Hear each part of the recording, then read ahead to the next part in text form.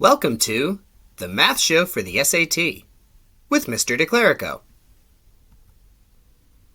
Today, we're going to do a problem involving systems of equations. Find the value of A such that the system of equations has no solution. You'll notice answers A through D are not provided, so you are tasked with coming up with the correct answer all on your own. Take a moment, pause the video, and try this problem on your own. Alright, I'll assume we're ready to continue. The correct answer is -8/5. Let's look at some tips. We know a system has no solution when an untrue statement emerges. For example, if we were going to proceed with a proper method of solving a system of two equations, like the method of substitution or the method of elimination, and we get something along the way like 0 = 1, for example, that means that the system has no solution. Alright, let's get to the problem solving. Our goal will be to rig the first equation so that elimination produces the untrue statement 0 equals something else.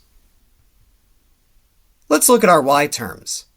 I know that when I use elimination, I can multiply either equation by a constant. So I want to multiply 2y by a constant such that if I add it to -5y, I get 0, eliminating the y terms in both equations. Well, that constant is 5/2. Now I can't just multiply 5/2 by the y term, I need to multiply it by the x term and the 6.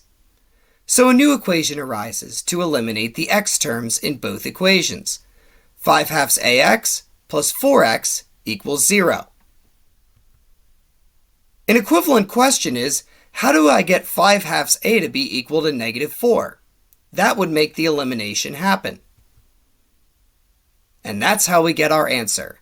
A must be -8/5.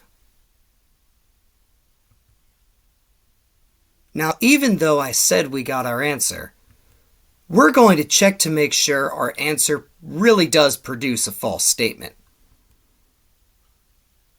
Here's our original system with opposite 8/5 substituted for A.